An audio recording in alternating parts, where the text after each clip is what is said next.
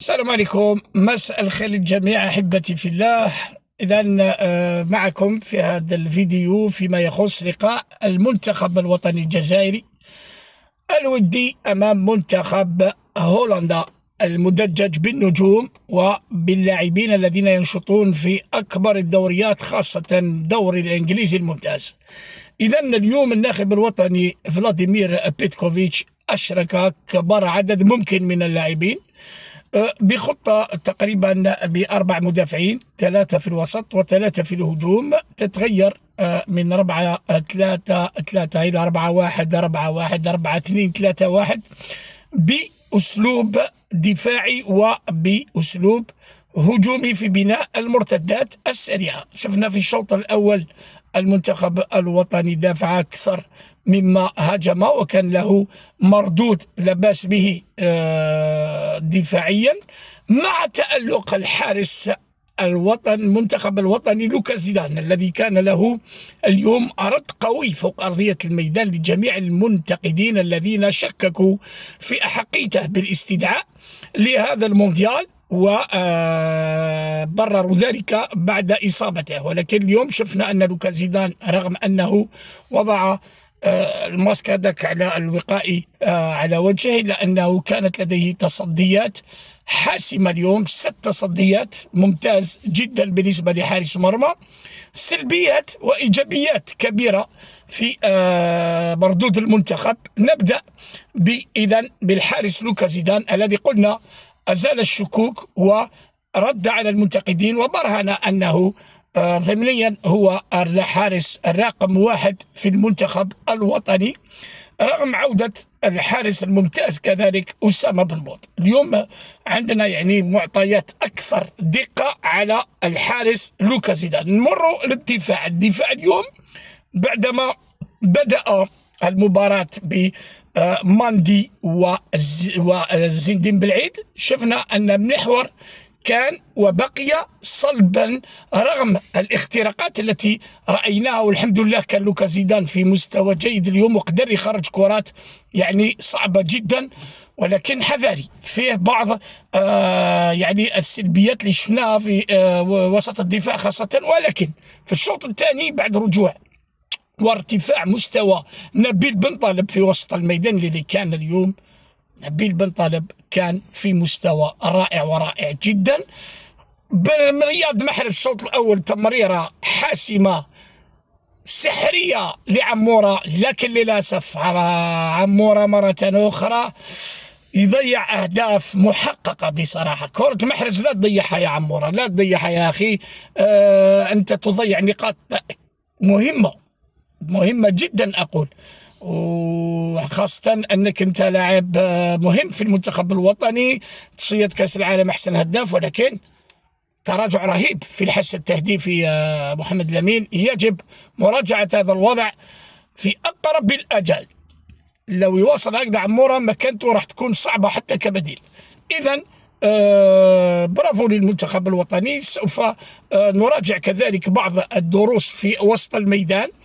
حسام عوار مرة أخرى خارج الإطار، دخول إبراهيم مازا في الشوط الثاني رغم الكرات، بعض الكرات اللي ضيعها، يبقى لاعب حساس في وسط الميدان، سريع جدا، رؤية إيجابية وكبيرة لكل أرضية الميدان تسمح له باش يعني يجد زملائه في وضعية جيدة. دخول حاج موسى المميز مرة أخرى. حاج موسى يبرهن أنه في اللقطات الهجومية يبقى اللاعب الوحيد الذي يستطيع يعني يقدر من تو مان، يعني واحد ضد واحد، يقدر يروح ويخلق الفارق. وكذلك لا بيركوسيون، إلى بلوس دو بيركوسيون بارابور تو لي جوار اللي عنده في البوست تاعو، بسم الله ما شاء الله. نقدروا نستغلوا هذا اللاعب بأكثر واقعية، أقول أكثر واقعية ودقة في التمريرات. هذا وش يخصو خويا حاج موسى، الدقة في التمريرة الأخيرة. لو تكون عنده الدقة في التمريرة الأخيرة راح يكون صانع ألعاب مميز في المنتخب الوطني، ونبني عليه حتى طريقة لعب المنتخب الجزائري. إذا اليوم نعود ونقول أن رأس حربة حقيقي يخص المنتخب الوطني. وشفنا أمين قويري معزول جدا لا نستطيع أن نحكم عليه.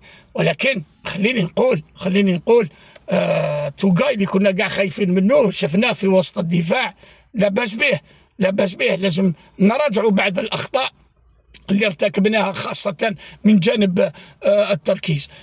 اليوم واش كيصنع الفارق الحارس المرمى لوكا زيدان؟ حاضر بدنيا، ذهنيا، وتركيز عالي على المباراة رغم كل ما قيل عنه، إلا أنه بقي يركز وشتت على الأقل ما لا يقل عن خمسة محاولات للهولنديين. ما تنسوش هولندا بقيت منذ 2024 جويلية 2024 لم تنهزم، واليوم انهزمت امام منتخب الجزائر بهدف حاج موسى الرائع والرائع جدا. يا لجب ما لازمش دوكا كما نقولوا نفعلوا كذا، مازال فيه عمل خاصة في مباراة رسمية. هذه مباراة ودية تحضيرية، يجب أن نبقى في نفس التركيز ونفس الطموح أمام المنتخبات الكبيرة كالأرجنتين التي سوف تكون منتخب صعب ومغاير تماما. أسلوب لعبه يشبه نوعا ما أسلوب المنتخب الهولندي 4-3-3، ولكن في لا فيتاس ديكزيكسيون، في سرعة التنفيذ، وتقنيا شوية النيفو طالع بارابور الله هولندا على حسب معرفتي لهذا الفريق البطل العالم 2022. إذن اليوم المنتخب الجزائري برهن أنه يستطيع أن يحافظ على شباكه نظيفة. حارس مرمى في المستوى لوكا زيدان اليوم برجليه ما شاء الله. ما ننساوش زين الدين بالعيد كذلك بسم الله ما شاء الله، أدى مباراة في القمة في تطور ملحوظ ما شاء الله. ونقولوا علامة خاصة لنبيل بن طالب. الشوط الثاني أثبت فيه وأسكت فيه كل المنتقدين. اليوم نبيل بن طالب أعطى الحق للناخب الوطني الجزائري فلاديمير بيتيكوفيتش الذي فضله على إسماعيل بن نصر. ولكن حذاري، هذا لا يعني أن إسماعيل بن نصر لا مكانة له، لا. بن نصر في هذه الفترة يدفع ثمن توهج اللاعب نبيل بن طالب مع ليل، وتأكيد اليوم لهذه المباراة. دخول بالغالي أعطى أكثر توازن على الجهة اليمنى. عبادة مسكين في أول مباراة كبيرة خلينا نقول أمام منتخب قوي وكبير خارج الديار، كان صعب جدا بالنسبة له أن يكون يعني في مستوى زملائه، إلا أننا نستطيع أن نقول كذلك رياض محرز في التمريرة الحاسمة التي كادت أن تكون حاسمة مفتاحية بالنسبة للاعب عمورة اللي ضيعها. شفنا رياض محرز يهاجم، يعود، يغطي عبادة عدة مرات. هذا ما نريده من رياض محرز، يعطي كاع واش عنده واش قدر يلعب، ولا لازم يدخل كجوكر. هذه هي كرة القدم، لما لا؟ لكن اليوم التوظيف تاع اللاعبين مرة أخرى بيتكوفيتش نرفع له القبعة، توظيف جيد، تسيير للمباراة ممتاز. ولكن حذاري، زيدان أنقذ عدة كرات أهداف حقيقية. حذاري، هذه نقطة لازم نعالجوها. ما لازمش نقبل فرص عديدة كما قبلناها اليوم في الودي أمام الأرجنتين أو أمام النمسا أو حتى أمام الأردن. إذن اليوم نقدر نقولوا باللي رانا في الطريق الصحيح. يجب محاولة تصحيح الأخطاء إن شاء الله بالنسبة للمونديال. تحية المنتخب الجزائري، كلنا مع المنتخب الجزائري، ندعم منتخبنا، ندعم الناخب الوطني الجزائري لتحقيق أحسن النتائج المشرفة لبلادنا. هذا ما يهمنا بعيدا عن كل الكلام والفوضى التي يريد البعض أن يصنعها في بعض الأحيان. ولكن هذا لا يعني أننا لا ننتقد منتخبنا أو لا نتكلم على الأخطاء، لكن الانتقادات يجب أن تكون موضوعية ولا تحرك أياد خفية. السلام عليكم ورحمة الله وبركاته.